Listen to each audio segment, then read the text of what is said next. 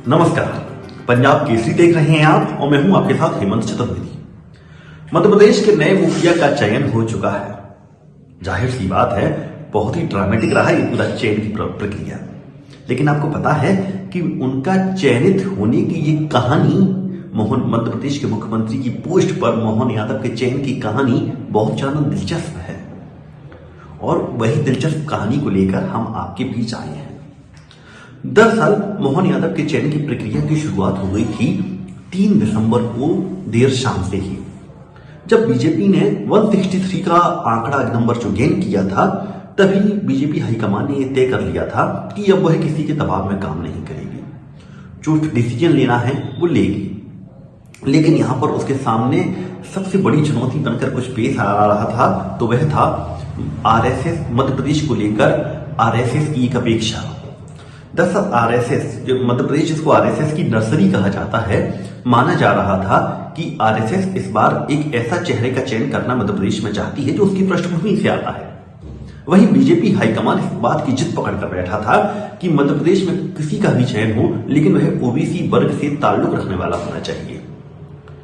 लगभग 3 दिसंबर की देर शाम से लेकर 6 दिसंबर की देर शाम तक ये गतिविधियां चलती ही रही और इस तमाम एक्टिविटी पर यहां पूर्ण विराम लगा 6 दिसंबर की शाम को, जब भूपेंद्र यादव मध्य प्रदेश बीजेपी के प्रभारी हैं, उनकी पहल के बाद जेपी नड्डा ने फोन किया मोहन यादव को। यहां लगभग शाम को 6 बजे फोन आया और रात को तत्काल यहां से उन्होंने उड़ान भरी मोहन यादव ने और जेपी नड्डा के संग मुलाकात कर ली। भूपेंद्र यादव उस मुलाकात में शामिल थे। 15 मिनट तक की मुलाकात चली। मुलाकात में कहीं भी यह रिवील नहीं किया गया कि आपको हम मध्य प्रदेश का मुख्यमंत्री बना सकते हैं, बस चर्चा की गई थी। और हालांकि संकेत उनको जरूर लग गए थे मोहन यादव को कि शायद मुझे सीएम बनाया जा, मतलब कोई बड़ी जिम्मेदारी दी जा सकती है। सीएम के बारे में उन्होंने नहीं सोचा था। जेपी नड्डा भूपेंद्र यादव के साथ बैठकर उस मीटिंग में काफी हद तक कन्वेंस हो गए थे। लेकिन अब बारी थी नरेंद्र मोदी को मनाने की, अमित शाह को मनाने की। भूपेंद्र यादव ने फिर से वह जिम्मेदारी अपने कंधों पर उठाई और 1-2 नहीं बल्कि 3 या 4 दौर की बैठक यहां पर बीजेपी नेतृत्व में के बीच हुई कि भूपेंद्र यादव क्या उस क्राइटेरिया में फिट हो रही हैं। यहां पे आरएसएस को भी विश्वास में लेना जरूरी था। तो आरएसएस के सामने चूंकि भूपेंद्र यादव ने तमाम यहां पर मुद्दे दिखाए थे नरेंद्र मोदी के सामने, और उनमें कुछ एक मुद्दों को पॉइंट किया गया था, जैसे ओबीसी से आती हैं, आरएसएस की पृष्ठभूमि से आते हैं।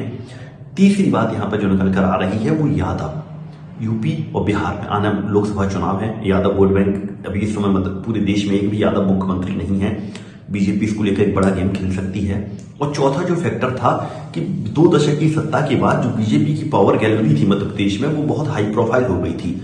माना जाने लगा था कि आम लोगों की पहुंच से बाहर है, ये कॉपस चारों तरफ क्रिएट हो चुका है। संघ और बीजेपी दोनों इसको लेकर काफी परेशान थे। तो एक नया नवेला नेता, लो प्रोफाइल नेता, जो शायद आम जनता के से बहुत हद तक कनेक्ट हो सकता है। तो ये चारों क्राइटेरिया पर मोहन यादव फिट हो गए। आरएसएस को भी विश्वास में ले लिया गया था। जो बीजेपी का नेतृत्व है वह भी पूरे मामले को समझ चुका था। और भूपेंद्र यादव जो लगातार शुरू से लेकर अंत तक सारथी बने रहे थे मोहन यादव के, उन्होंने अपना काम यहां पर कर दिया था। लेकिन यहां गौर करने वाली बात है, जो सोर्स का कहना है कि अब तक मोहन यादव से यह नहीं कहा गया था कि हम आपको मुख्यमंत्री बना रहे हैं। बस फिर जो हुआ वो आपके सामने है। कुछ समय पहले पंजाब केसरी ने मोहन यादव की वो बाइट भी चलाई, जिसमें उन्होंने कहा कि मैं तो विधायक दल की बैठक में आखिरी की पंक्ति में बैठा हुआ था और कुछ विचार कर रहा था, अचानक ही मेरे नाम की घोषणा हो गई। जाहिर सी बात है, मामला जितना हम लोगों के लिए चौंका रहा है, उससे कहीं ज्यादा मोहन यादव के लिए भी चौंकाने वाला साबित हुआ। हालांकि बीजेपी और संघ की पसंद के तौर पर उभरे मोहन यादव अब मध्य प्रदेश पर राज करेंगे। लगभग 24 घंटे बाद उनका शपथ ग्रहण समारोह भी होगा और मध्य प्रदेश के अगले मुख्यमंत्री के तौर पर शायद उन्हें एक ऐसी कंडीशन में बीजेपी ऐसी स्थिति बनाकर दे रही है, 163 विधायक उनके साथ है, बहुत हद तक बिना किसी के दबाव में आकर बहुत कुछ ऐसे काम कर सकते हैं जो शायद कोई राजनेता एक दबाव में रहता है और वह करने से पहले 10 बार सोचता है।